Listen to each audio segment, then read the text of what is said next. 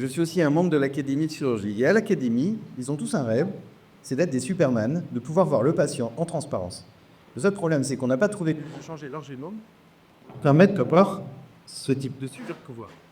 Non, marche pas. On change. Alors, c'est pas grave, on a trouvé une autre solution. On a créé l'Iron Surgeon. Et avec ce petit casque, eh bien, on va pouvoir voir le patient en transparence. Alors vous allez dire peut-être que c'est un gadget. On va voir qu'en réalité, ce n'est pas du tout un gadget. Comment ça fonctionne? J'ai pris l'exemple avec une association avec qui on travaille beaucoup, qui est l'association Mécénat Chirurgie Cardiaque. Par contre, je ne sais pas pourquoi l'idée ne démarre pas. C'est compliqué. Donc, l'association Mécénat Chirurgie Cardiaque fait venir des enfants du monde entier en France pour pouvoir être traités d'une pathologie cardiaque.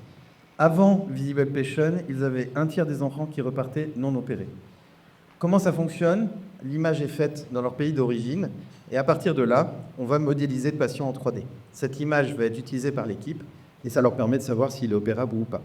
Ensuite, ils le font venir, il est opéré, l'image va servir notamment avec le casque pour pouvoir le faire. C'est pas la bonne vidéo. Là, je ne sais pas pourquoi il détourne. C'est pas grave, on reviendra sur ces dates après. L'enfant, une fois traité, va pouvoir retourner chez lui. Avant Visible Patient, un tiers dont n'était pas opéré. Depuis Visible Patient, 100% des enfants retournent opérés et guéris. Ça, c'est un exemple. Alors, j'en avais d'autres en vidéo, mais on ne les voit pas. C'est pas grave. Je vais vous montrer l'exemple s'il passe. Celui-ci, un patient qui a été opéré il y a 2 semaines, sans opération, il mourrait de son cancer du cerveau, vous voyez en vert. Avec opération, il y avait un risque de décès sur table de plus de 50% parce que ce que vous voyez en rouge autour, ce sont des artères, les carotides. Elles sont en contact direct avec la tumeur et il y avait un très gros risque hémorragique.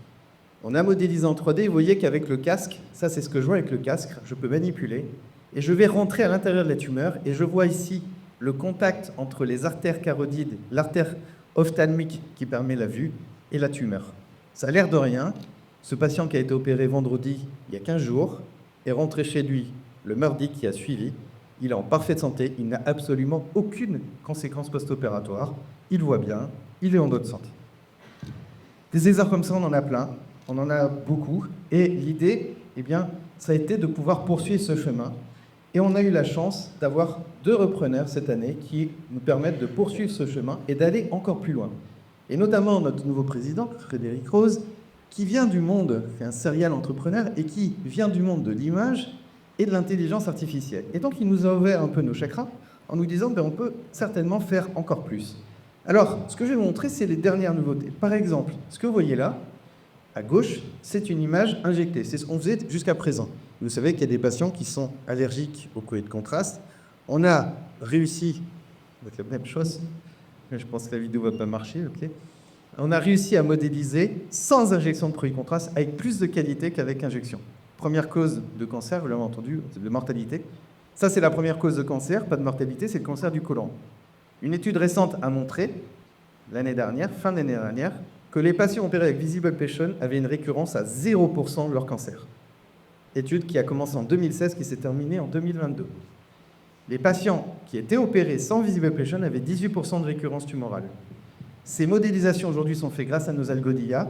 Et maintenant, ce qu'on souhaite faire, c'est étendre ces possibilités au monde de la pharma parce qu'on sait, et vous avez un exemple ici sur ce suivi tumoral, que si ce patient avait eu sa modélisation ici à cette date-là, il était opéré à cette date-là et il était guéri.